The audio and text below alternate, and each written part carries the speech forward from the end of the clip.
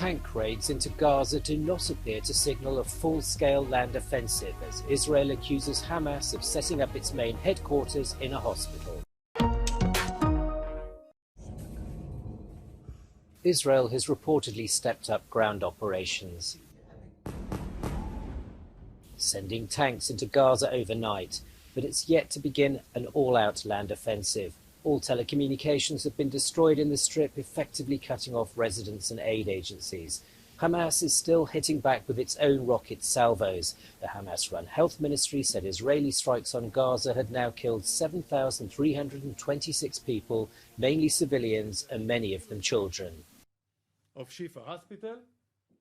But the Israelis accuse Hamas of using the victims of the fighting as human shields by turning the basement of Al-Shifa Hospital into its headquarters.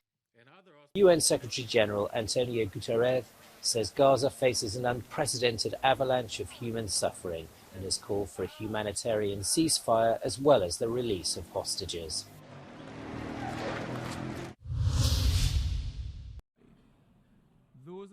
120 member states have backed a United Nations General Assembly resolution calling for an immediate, durable and humanitarian truce leading to the cessation of hostilities in Gaza. The vote, which saw 45 countries abstain and 14 vote against, drew a furious response from Israel. This organization was founded in the wake of the Holocaust for the purpose of preventing atrocities.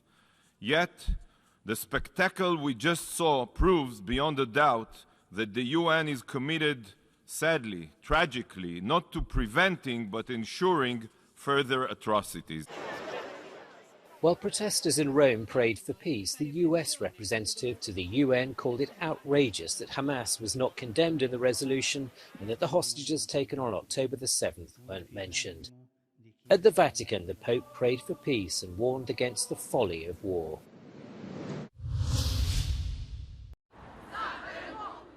Standing up for the soldiers defending their country, peaceful protesters calling for Ukraine to demobilize or at least offer rest and recreation for those who've been on the front lines for 18 months. Victoria's father's in hospital, wounded, her husband's also in the army. Вони всі втомилися, як психологічно, так і фізично. Вони не можуть з початку війни там стояти і захищати нас всіх українців. Потрібно їм дати відпочинок. The physical toll being taken by Ukraine's soldiers is evident near Avdiivka in eastern Ukraine, where they've been holding off wave after wave of Russian assaults. While their soldiers battle it out, diplomats from Russia and Ukraine sit at the UN in New York, where there's concern exports of weapons to Ukraine and to Russia are fueling conflict. It's just manipulation, hypocrisy.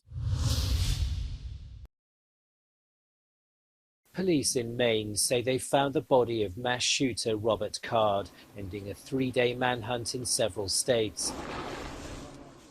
The Army reservist was said to have been found with a self-inflicted gunshot wound near a recycling plant where he'd once worked.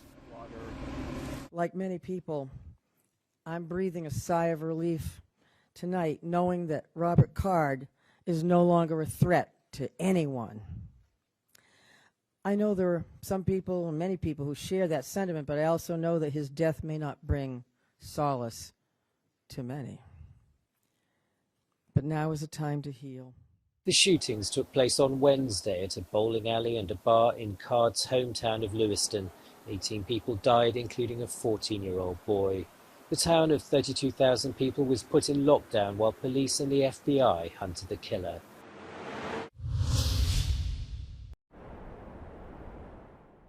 Iranian state-run media has reported the death of Armita Garaband, a teenager mysteriously injured on October the 1st on a Tehran metro train she'd entered without wearing a headscarf.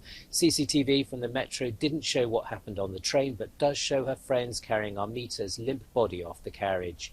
She'd been in a coma since the incident, with many speculating she'd been assaulted by religious police for flouting the rule demanding women and girls wear headscarves. The official version is she suffered a sudden drop in blood pressure and fainted.